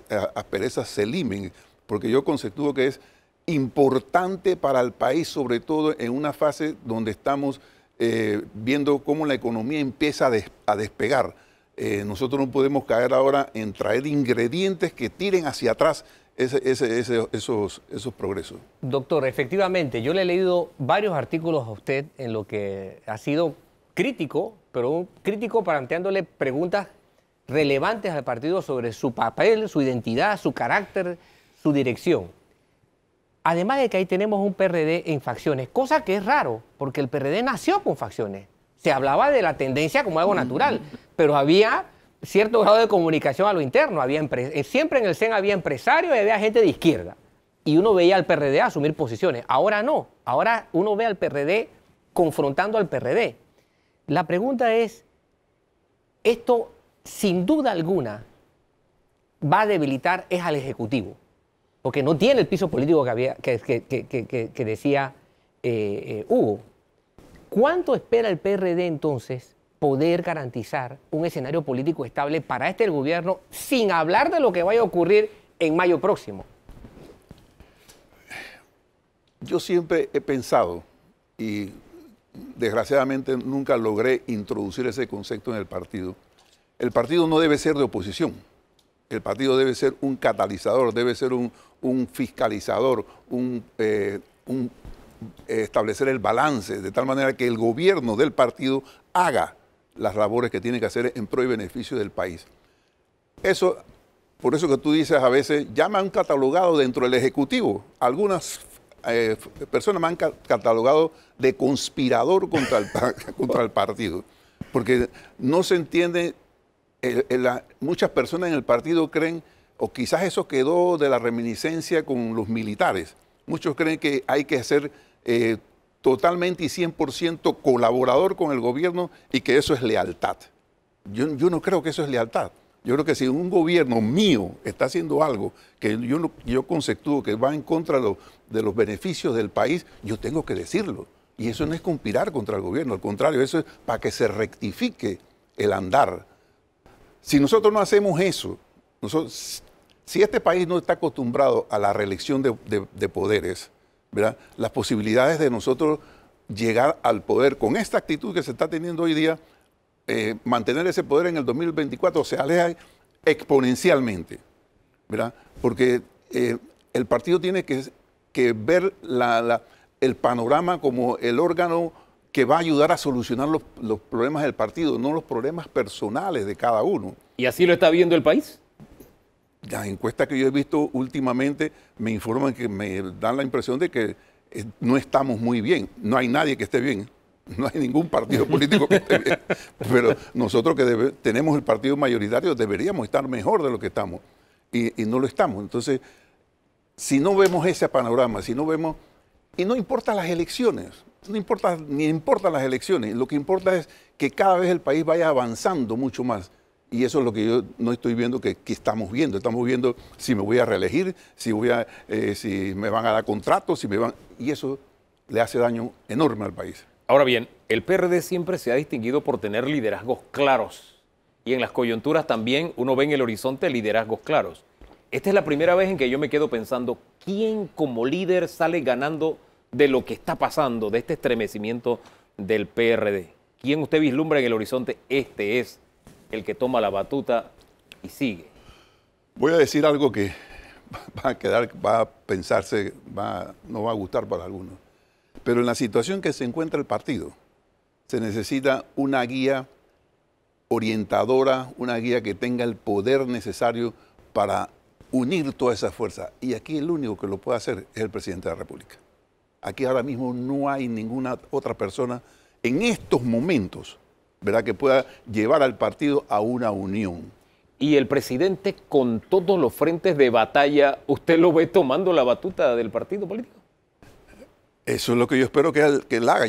Si queremos salvar al partido, queremos salvar en los próximos 3 años que este país vaya hacia adelante, no puede haber esta separación entre grupos del partido o el partido con el Ejecutivo. Tiene que hacerse una unión, una verdadera unión. ¿Y si el presidente pone un delfín en vez de ser él?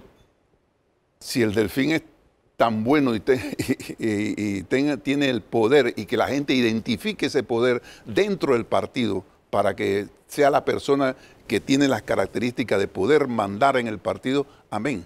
Pero ¿usted ve algún nombre en el horizonte? Vuelvo a repetirte, el único que veo es el presidente de la República. Don Danilo, bien, para cerrar.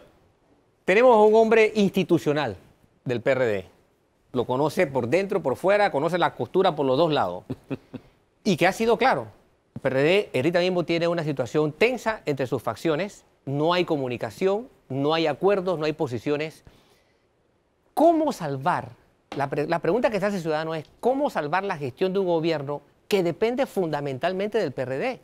El gobierno llega al poder con el 33%. Quiero cerrar esto pensando en que al fin y al cabo el presidente tiene que trabajar con una fuerza electoral que le dé piso político. ¿Cómo sobrevive con un partido con ese estado de salud que tiene hoy día? Yo creo que si el presidente, el Ejecutivo o los que aspiran a dirigir este país creen que solamente con nombramientos, con contratos, van a lograr unir al PRD, una cosa es que tú tengas la estructura del partido a tu favor y otra cosa es que tú tengas el gran conglomerado del partido alrededor tuyo. Y eso lo vemos en las encuestas. Si el PRD, la masa del PRD estuviese conforme, ¿verdad?, nosotros no salíamos tan mal en las encuestas.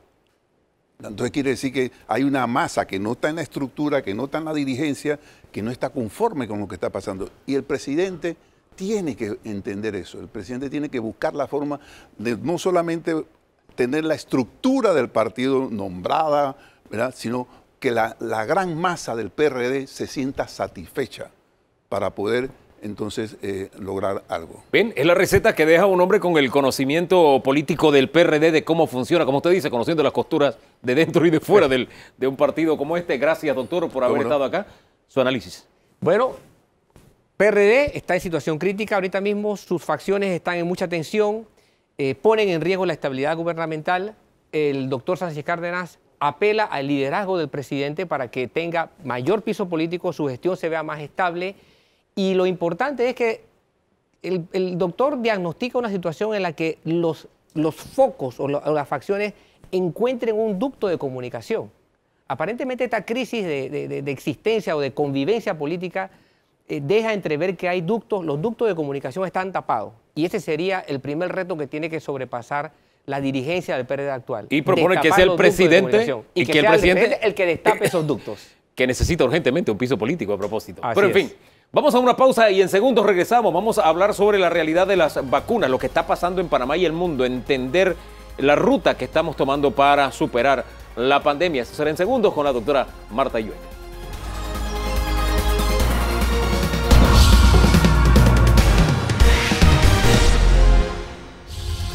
Este último tramo de debate abierto lo dedicamos a la batalla contra la COVID, todas las iniciativas de vacunación que hay a nivel mundial y Nos acompaña la doctora Marta Illue, que ella es investigadora, para ponernos en perspectiva. Doctora, buen día.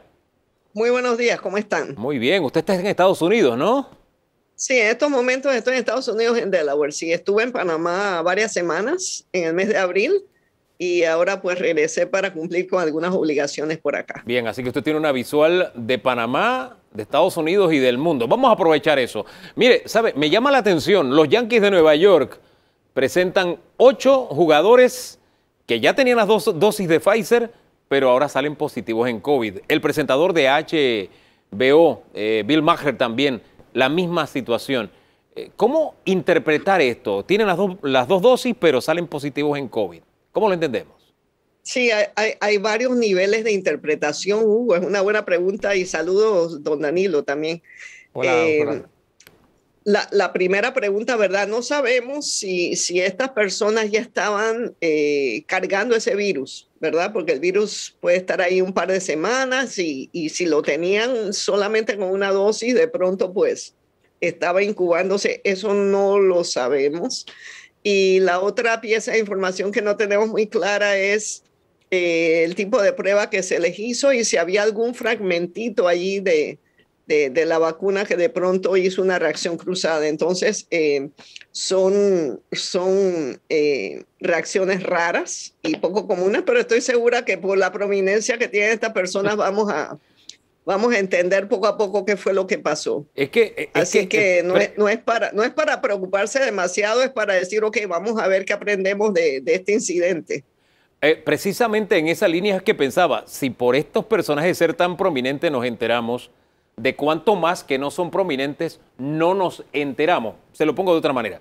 Si una persona ya tiene las 2 dosis, ¿puede contraer la COVID? ¿Y en qué dimensión estaría contrayendo la COVID?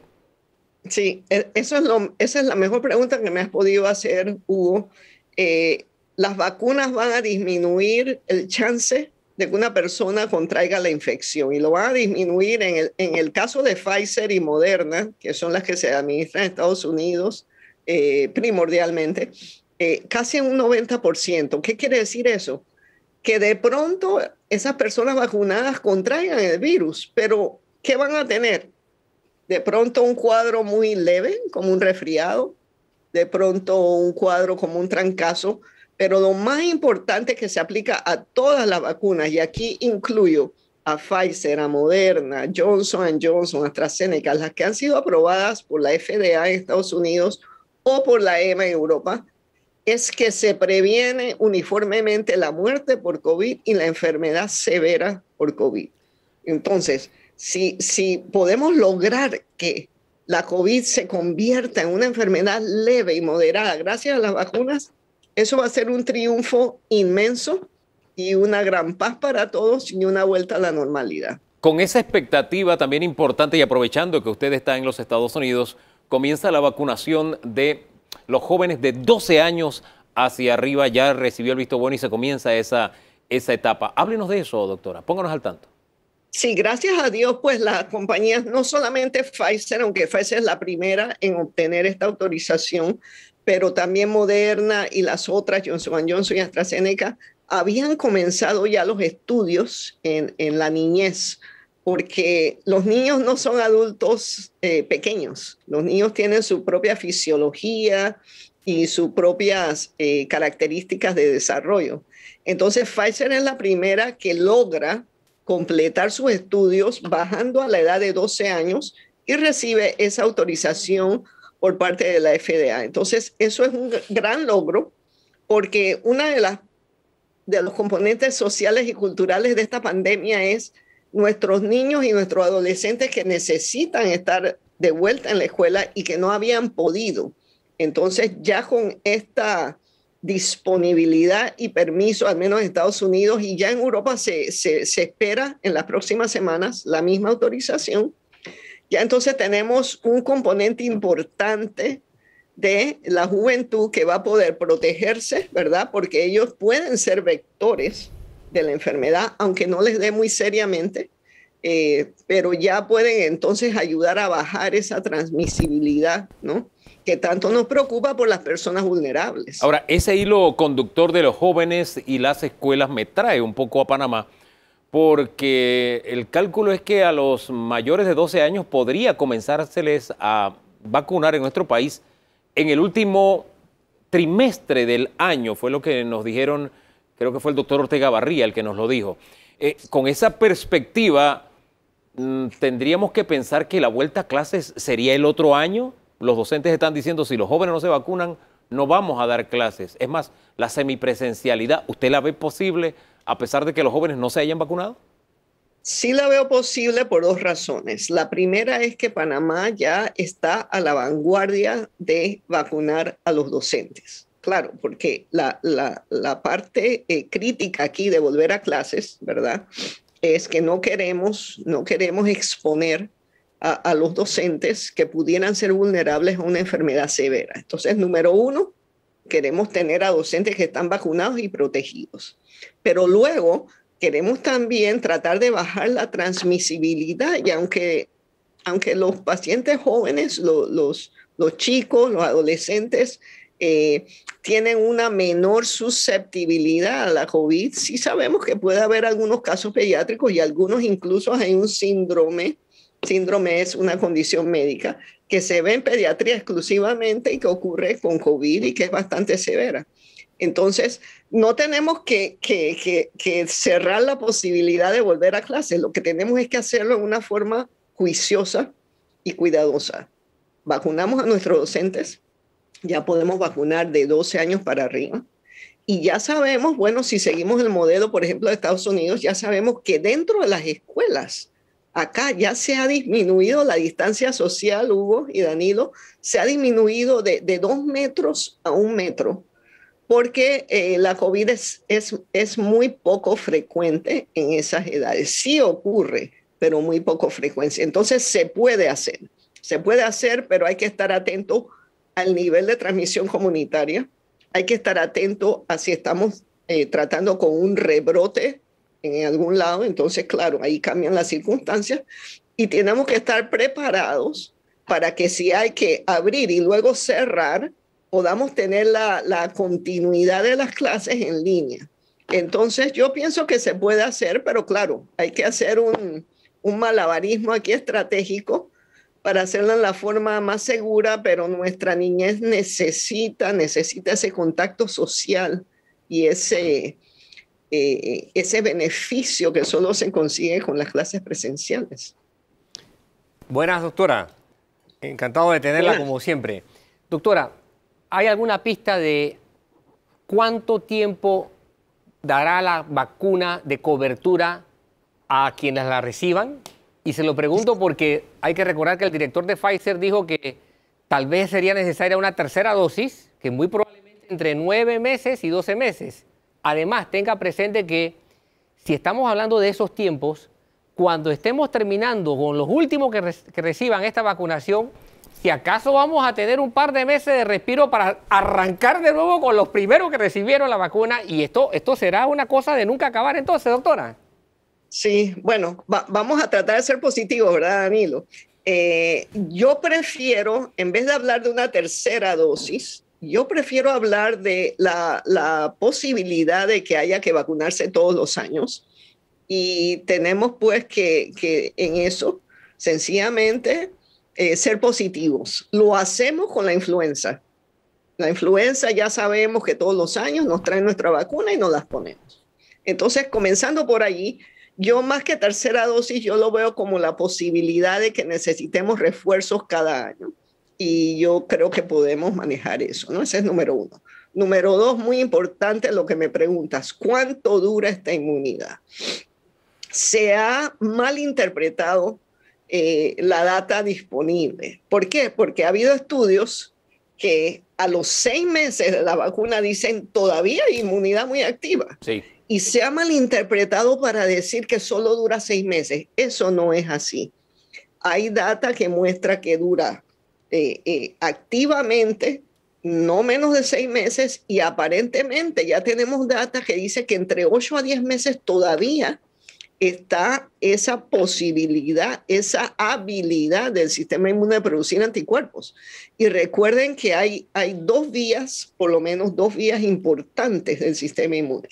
Los anticuerpos pero están lo que se llama las células de memoria. El sistema inmune tiene estas células que son el cerebro que les dice, yo reconozco esa enfermedad y yo voy a organizar a mi ejército inmune para defendernos. Y esa parte es la parte que es menos entendida y es más difícil de medir. Así que yo diría que la totalidad de la data hasta el día de hoy es que podemos tener inmunidad prácticamente, se sugiere que entre 8 a 10 meses. Entonces, también hay data muy buena, por cierto, en Inglaterra, en que se ve que personas que habían tenido la COVID, o sea, nuevamente, tener inmunidad, no se han reinfectado en nuevos brotes. Entonces, tengamos calma porque lo más seguro es que la vacuna nos va a durar ese primer año o un poquito antes. Y si tenemos que vacunarnos todos los años, pues lo hacemos, igual que lo hacemos con la influenza. Doctora, gracias por ayudarnos a entender un poco más estas lecciones que nos está dando la COVID así, en vivo y en directo, porque hemos aprendido todos los días algo más con esta pandemia y siempre es ilustrador escuchar la información que usted maneja y ese detalle científico para enfrentar esta situación en el día a día. Gracias. Con mucho gusto, gracias por la invitación, como siempre. Gracias a usted, de verdad, ilustrativa la doctora y nos hace poner los pies sobre la tierra sobre un tema en el que son las voces que tenemos que escuchar, don Danilo. Así es, la doctora ha planteado un panorama optimista dentro de toda esta gran tragedia que ha habido para la humanidad.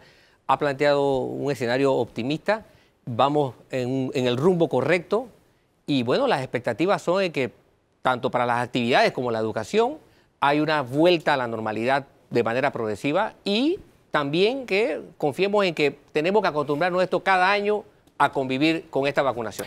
Con estas lecciones concluimos. Gracias por acompañarnos este domingo en una edición más de Debate Abierto. El próximo domingo volvemos a estar juntos, primero Dios. De aquí entonces hacemos el esfuerzo y nos regalamos la mejor jornada de nuestras vidas. ¿Le parece?